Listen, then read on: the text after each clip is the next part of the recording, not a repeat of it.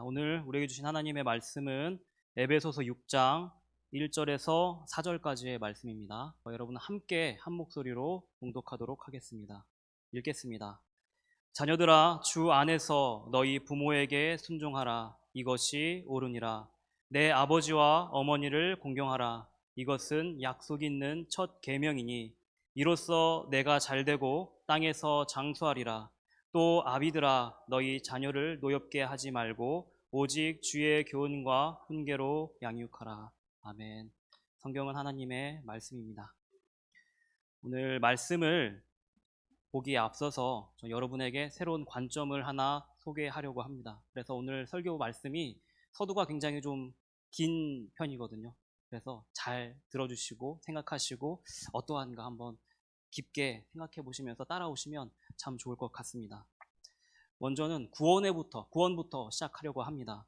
기독교에서 말하는 구원은 단순히 믿음을 가진 사람이 이 땅에서의 여정, 그 생명을 모두 마치고 저 천국에 가는 것을 말하는 것은 아닙니다. 구원을 소유한 사람의 본질적인 변화와 그리고 현재의 변화를 동시에 나타내고 있는 단어입니다. 구약 성경 창세기는 하나님과 사람 사이의 명백한 차이를 이렇게 설명합니다. 하나님은 창조주이시고 우리는 피조물이다. 창조주와 피조물 사이에는 어마어마한 갭이 있습니다. 피조물은 절대 창조주가 될 수 없고 그리고 또 창조주의 자리까지 이룰 수 없게 됩니다. 그런데 창세기는 이렇게 말합니다. 사람 가운데 있는 하나의 욕심이 하나님같이 되고자 하는 그 욕심이 하나님으로부터 우리를 멀어지게 하고 죄 가운데 우리를 들어가게 했다라고 말합니다. 이 욕심은 우리 가운데서 끊임없이 일어나 하나님으로부터 멀어지게 하는 한 가지 결과를 불러일으켰습니다. 동시에 죄가 세상 가운데 들어와서 우리와 하나님을 멀어지게 하는 결과를 초래하게 되었습니다. 모든 사람은 예외 없이 이 추악한 욕망, 죄 가운데 사로잡혀 있습니다. 예외가 없이 모든 사람이 사로잡혀 있습니다. 로마서는 이 죄의 대가로 죽음을 맞이하게 되었다라고 말합니다. 영원하신 하나님께로부터 분리된 우리의 존재의 실제 상황을 이렇게 죽음으로써 표현하고 있는 것입니다. 죄 가운데 있는 사람은 이 세상에 빛을 보는 순간부터 축복받고 환영받아야 될 그 순간부터 죄를 향하여 나가게 되었습니다. 그 누구도 죄를 피할 수 없게 된 것입니다. 이 죄, 이 욕망은 모든 사람에게 이렇게 말합니다. 너 소견대로, 네가 옳다고 생각하는 그대로 행하고 말하고 또 그것을 통하여서 너 주변에 있는 사람들을 정죄해라. 그로 인하여서 스스로 높아져라라고 말을 합니다. 뿐만 아니라 이것은 우리 가운데서 끊임없이 욕심의 씨앗을 불러일으킵니다. 그래서 이렇게 유혹합니다. 저 높은 곳에 이 사람을 짓밟고 혹은 네가 어떻게든 저 높은 곳으로 올라가면 저곳에 네가 찾는 만족이 있을 거야. 너가 소유하고 싶어하는 행복이 있을 것이야 라고 말을 합니다. 또 죄에 노예된 사람은 내 인생의 소유권, 만약 소유권이 있다라고 한다면 이 소유권이 나에게 있다라고 주장하게 만듭니다. 그러나 인생의 소유권을 우리가 가진다 한들 달라지는 것은 아무것도 없습니다. 그 소유권을 갖는다고 하더라도 그 누구도 죽음을 피할 수 없고요. 창조주가 될 수 없습니다. 우리에게 주어진 한 가지 사실은 무엇이냐? 결국 태어남과 동시에 죽음을 향하여 나아간다라는 것뿐입니다. 그렇기에 모든 사람은 구원이 필요합니다. 감리교회의 존 웨슬리 목사님은 이 구원에 대해서 이렇게 말을 하였습니다. 모든 사람이 구원이 필요하다. 앞서서 말씀드렸듯이 이 죽음, 우리가 직면한 이 죽음이라는 현실은 우리 스스로 거부할 수도 없고 피할 수도 없는 실존적인 문제입니다. 그렇기 때문에 웨슬리 목사님은 모든 사람이 구원이 필요하다라고 얘기합니다. 근데 여기서 끝나면 우리에게 소망은 없습니다. 웨슬리 목사님은 더불어서 이렇게 이야기합니다. 모든 사람이 구원을 받을 수 있다. 이 구원을 받을 수 있다라는 소망의 말씀을 전하면서 두 가지를 강력하게 주장합니다. 이 구원은 하나님의 은혜로 말미암아 가능하고 예수 그리스도의 그 십자가 죽음과 부활을 믿음으로만 얻을 수 있는 하나님의 선물이다. 우리가 입술을 통하여서 하나님의 독생자 예수 그리스도를 모든 인류를 죄로부터 구원하시기 위해 이 땅 가운데 오신 선지자, 왕, 제사장, 나의 그리스도라고 고백하게 되므로 우리는 그 믿음을 내 입술로 고백함으로 구원이라는 선물을 받게 돼요. 이제는 죽음이라는 두려움에서 자유로워져서 하나님과 함께 되고 하나님의 자녀가 되는 그 은혜를 누릴 수 있다라고 말을 합니다. 그러므로 구원받은 그리스도인은 본질적이고 현재적인 변화를 경험합니다. 죄로부터 자유로워지고 그리고 죄인의 신분에서 하나님의 자녀가 되는 그리스도인이 되는 두 가지 변화를 겪게 되는 것입니다.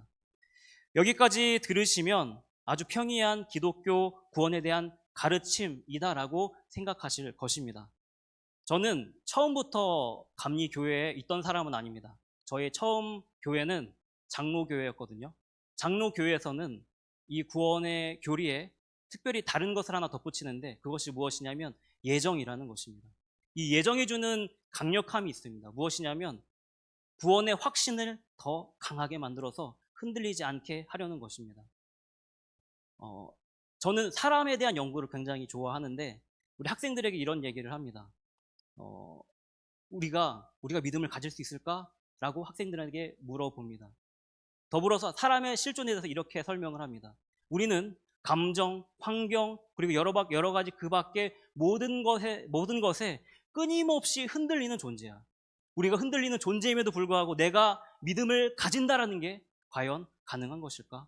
얘들 어떻게 생각해? 라고 물어봅니다. 그리고 아이들은 그 얘기를 듣고 자신을 한번 돌아봅니다. 그때 무엇이라고 얘기하냐면 가질 수 없을 것 같아요 라고 고백합니다. 저는 이 얘기에 동의합니다. 그러나 하나님께서는 우리가 믿음 가운데 설 수 있게 도우십니다. 은혜를 더하시고 그리스도가 누군지를 알게 하시고 경험하게 하심으로 그리스도라는 고백의 반석 위에 우리를 세우시어서 믿음이 무엇인지, 믿음대로 사는 것이 무엇인지를 우리에게 알려주십니다.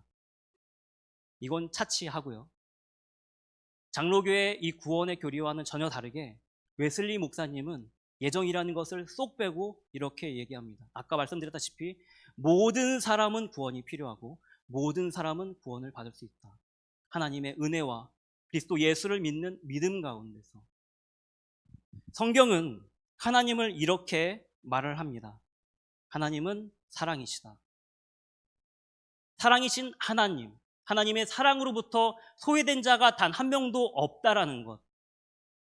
웨슬리 목사님은 이것을 바라보고 모든 사람이 구원이 필요하고 하나님의 사랑으로부터 제외된 사람이 없다라고 이야기하시며 모든 사람이 구원을 받을 수 있다라고 강력하게 선포하고 있는 것입니다. 저는 그러므로 감리교회가 더 사랑의 하나님을 잘 소개하고 있다라고 자부심을 갖고 감리교회 사역자가 되었습니다. 사랑의 하나님, 사랑의 하나님. 그러므로 저는 오늘 이 시간 이렇게 여러분에게 말씀드리고 싶습니다. 구원의 핵심은 무엇이냐?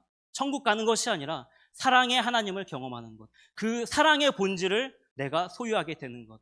구원의 핵심은 사랑입니다. 말씀을 한 구절 함께 읽기를 바랍니다. 요한 1서 4장 7절과 8절의 말씀인데요. 제가 큰 목소리로 읽겠습니다. 사랑하는 자들아, 우리가 서로 사랑하자. 사랑은 하나님께 속한 것이니 사랑하는 자마다 하나님께로부터 나서 하나님을 알고 사랑하지 아니하는 자는 하나님을 알지 못하나니 이는 하나님은 사랑이심이라. 아멘.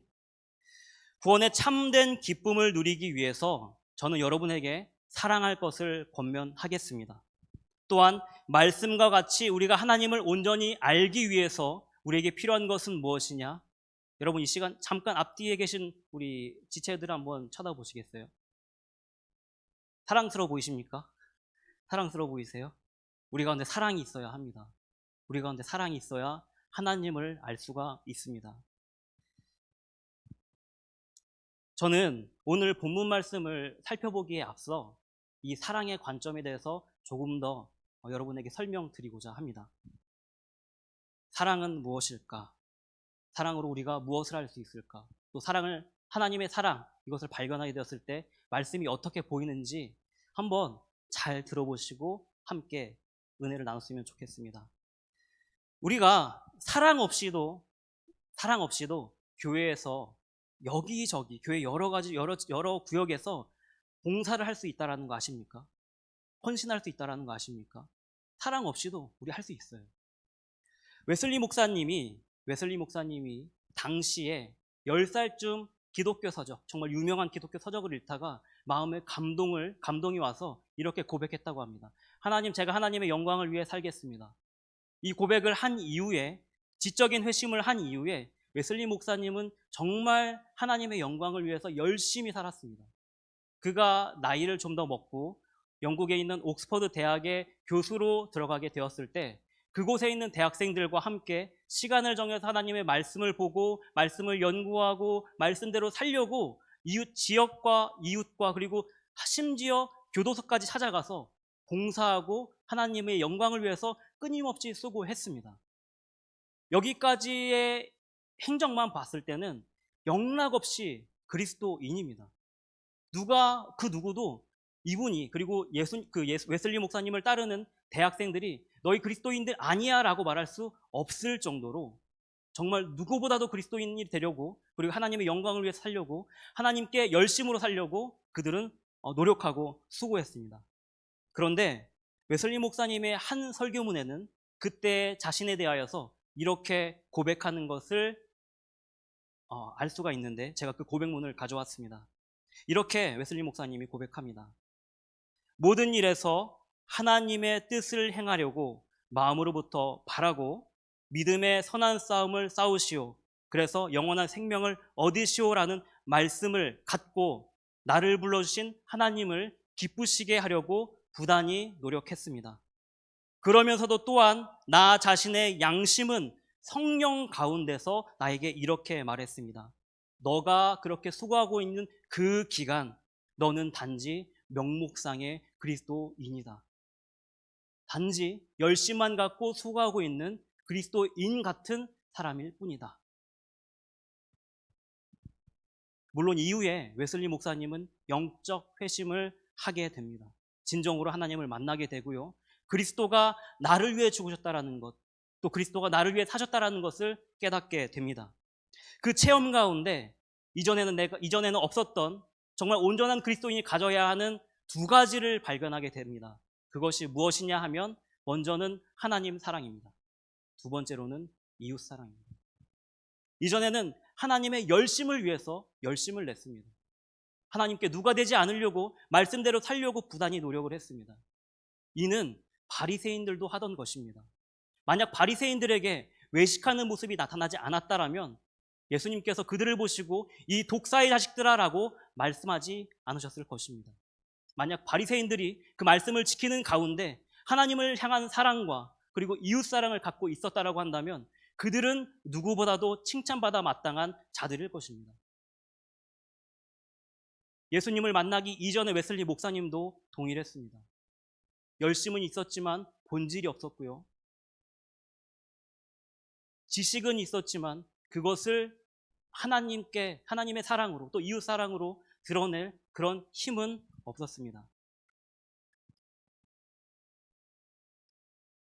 때로 우리가 열심히 신앙생활하고 교회에서 여러 가지 봉사를 맡다 보면 사랑 아닌 것이 우리를 지배할 때가 있습니다.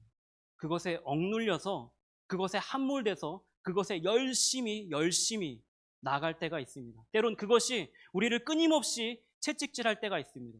그 말씀에, 그 명령에 우리가 채찍을 맞다 보면 내 안에 윤리적이고 도덕적인 양심이 살아나기도 하고요.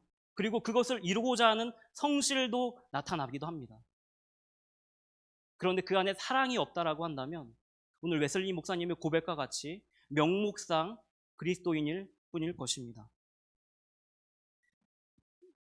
그런데 하나님께서 말씀하신 이 사랑이라는 것이 우리 가운데 있다라고 한다면 이제는 정반대가 됩니다.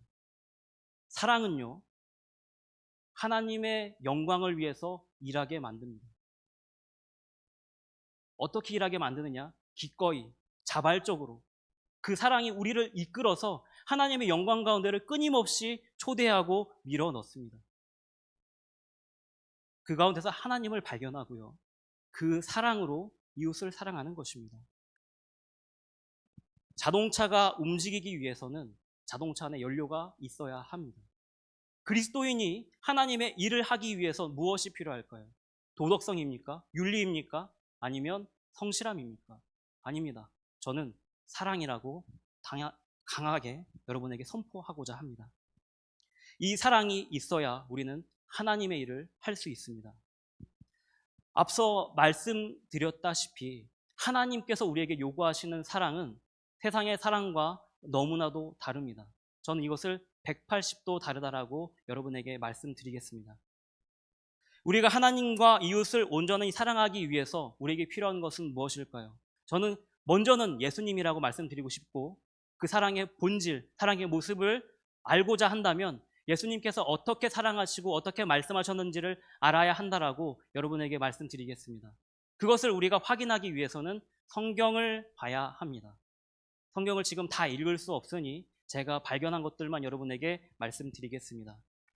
예수님께서 복음서에서 말씀하셨던 그것은 예수님의 삶이었기 때문에 예수님께서 말씀하신 그것이 바로 사랑의 모습이라고 여러분에게 단정 짓고자 합니다.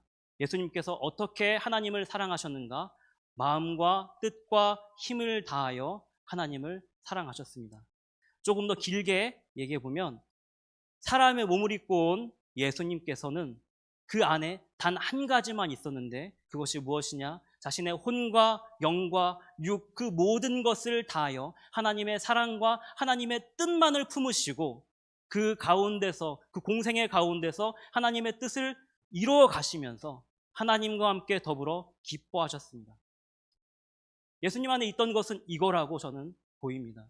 더불어 그 순간 성부 하나님과 성자 예수님을 성령님께서 사랑으로 묶으셔서 성삼위일체가 함께 그 거룩한 여정, 하나님의 뜻을 이뤄가는 영광의 길을 걸어가셨습니다.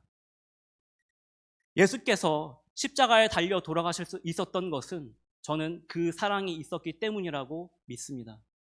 그 사랑이 그 십자가 죽음까지 있었기 때문에 예수님은 기꺼이 그것을 피하지 않고 우리를 위해 십자가에 달려 돌아가실 수 있었던 것입니다. 더불어 그 사랑은 그것으로 끝난 것이 아니라 죽음을 이기고 부활의 소망이 되셔서 우리에게까지 전달되었습니다. 사랑의 역사가 이렇게 위대합니다. 예수님께서 보이신 이 사랑은 이웃을 사랑하실 때 더욱 분명하게 나타납니다. 사도 바울은 고린도 교회에 첫 번째 편지를 보내며 예수님께서 우리를 어떻게 사랑하셨는지를 간략하게 적어서 그들에게 보냈습니다. 고린도전서 13장의 말씀을 웨슬리 목사님도 자신이 잘 좀 더 쉽게 이렇게 고백한 것이 있는데요. 제가 그것을 가져왔습니다. 제가 천천히 한번 읽어보겠습니다. 사랑이 예수님께서 우리를 어떻게 사랑하셨는지를 한번 생각해 보시고 세상과 어떻게 차이가 있는지 그 부분들을 우리가 은혜로서 받아들이면 우리가 좀 더 아름다운 사랑을 할 수 있을 것 같습니다. 사랑은 오래 참고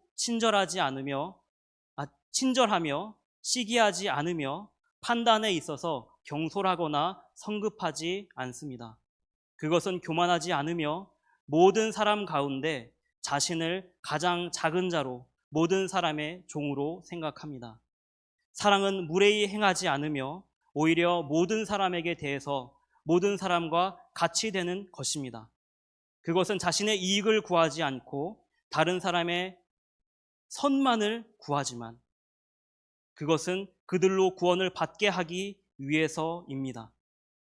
사랑은 성내지 않습니다.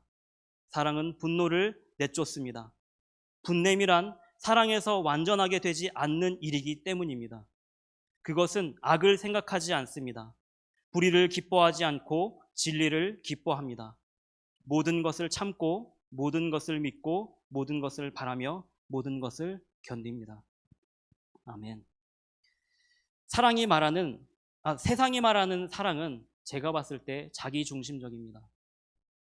갈급해서 얻고 또 채우려고 하는 것이 세상의 사랑입니다.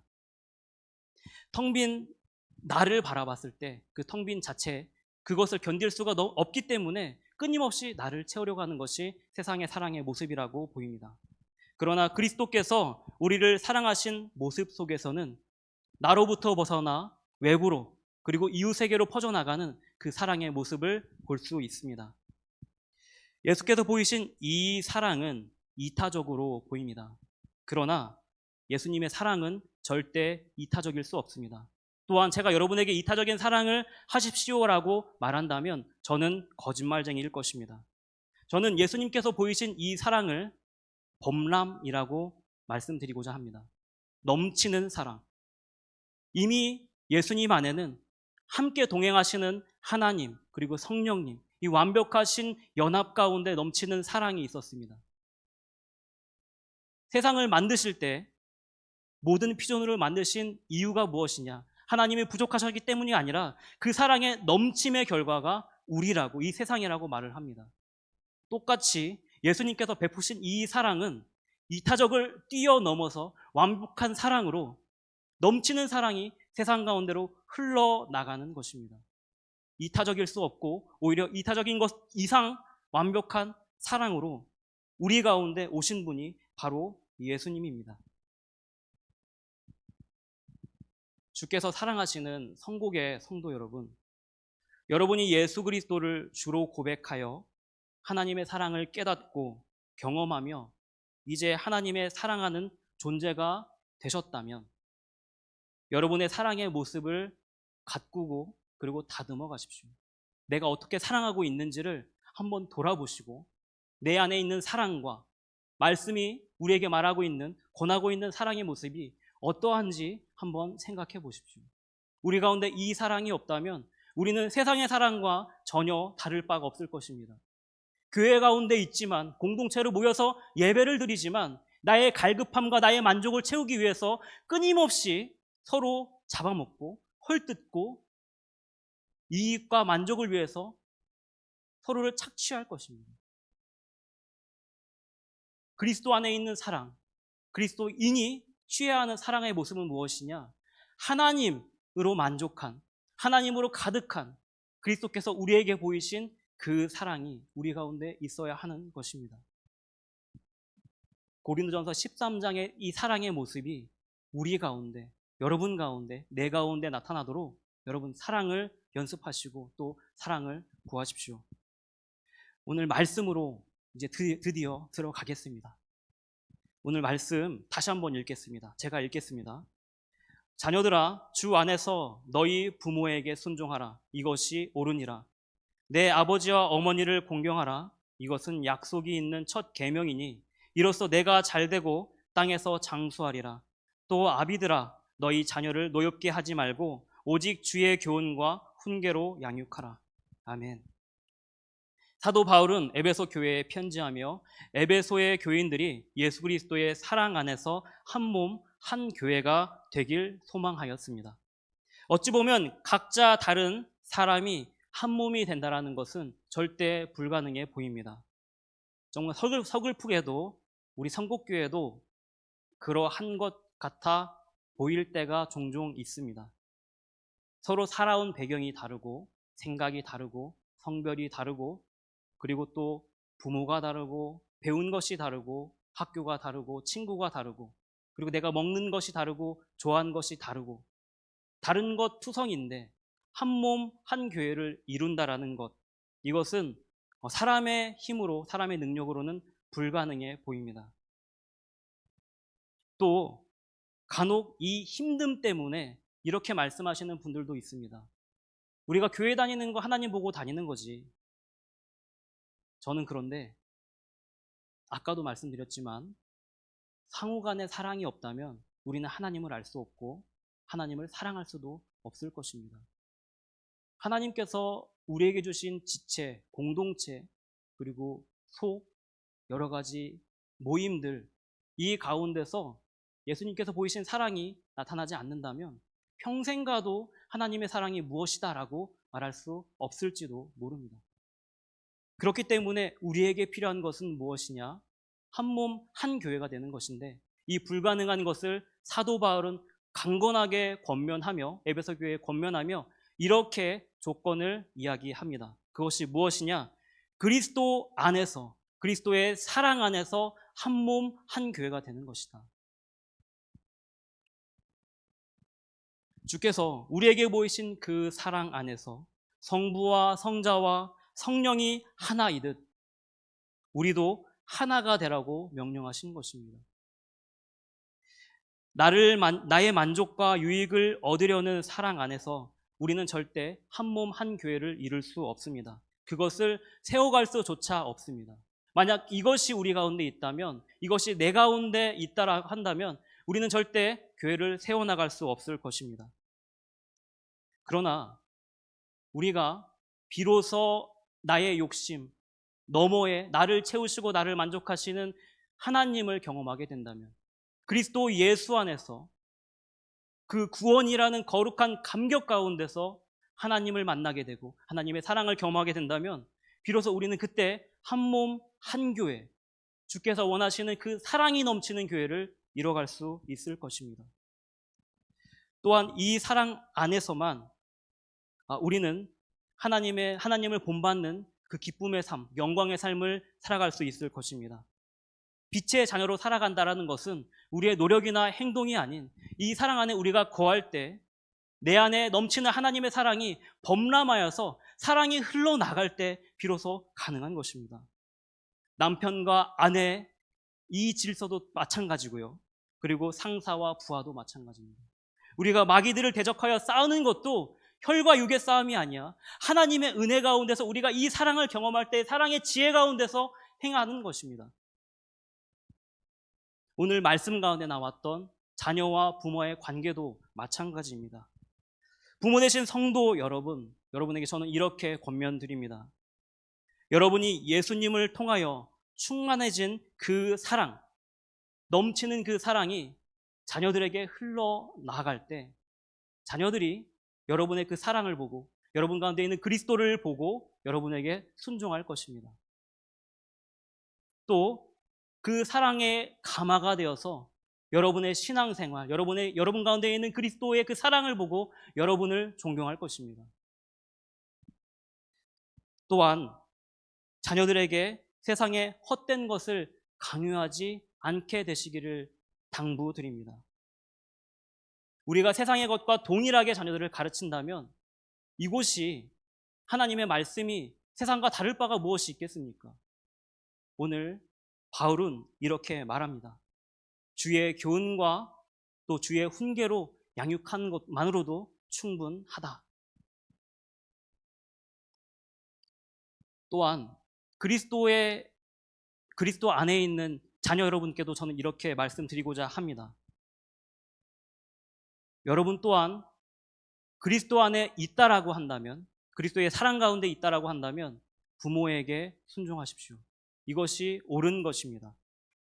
여러분이 그리스도 안에 거하며 그 사랑이 내 안에 충만하다고 한다면 그 사랑은 여러분에게 요구할 것입니다. 여러분에게 끊임없이 당부하고 권면할 것입니다. 내 부모를 사랑하라. 내 부모에게 순종하라. 내 부모의 말씀에 따르라. 사랑은 우리에게 그것을 요구할 것입니다. 그러나 큰 전제는 무엇이냐? 그리스도 안에서라는 것입니다. 그리스도 안에서 이 질서가 회복되는 것입니다. 그리스도 안에 있다라는 것은 우리가 그리스도 안에서 하나님의 사랑을 경험했다라는 것입니다. 그러므로 사랑이 아니면 하지 마십시오. 사랑이면 모든 것을 행하십시오.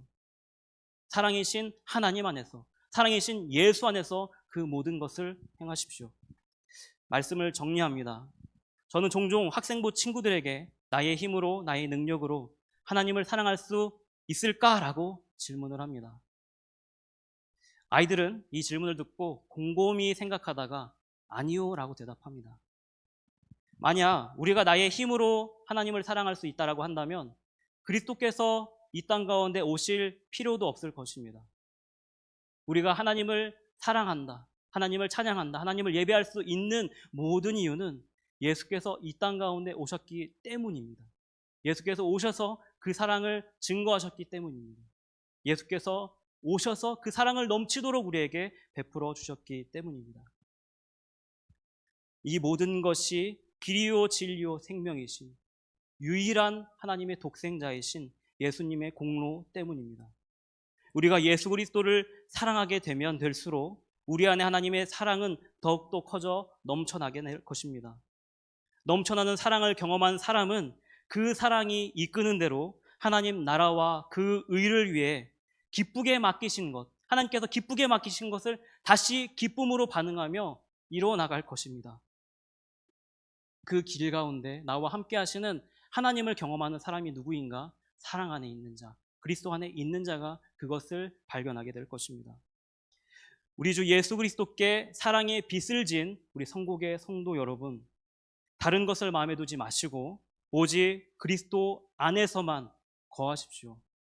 그 사랑 안에서만 행하십시오. 주께서 우리에게 맡기신 것이 너무나도 많습니다. 우리의 힘으로 할 수 없는 것들을 주께서 너무나도 많이 맡기셨습니다. 내 힘으로 하려고 한다면 제풀에 쓰러질 것입니다. 그러나 사랑이 이끄는 대로, 사랑이 인도하는 대로 우리가 그것을 감당한다면 7천 성도 200 선교사, 지금 불가능할 것 같은 그 기도의 제목들도 하나님께서 또 하나님이라면 이루실 줄 믿습니다.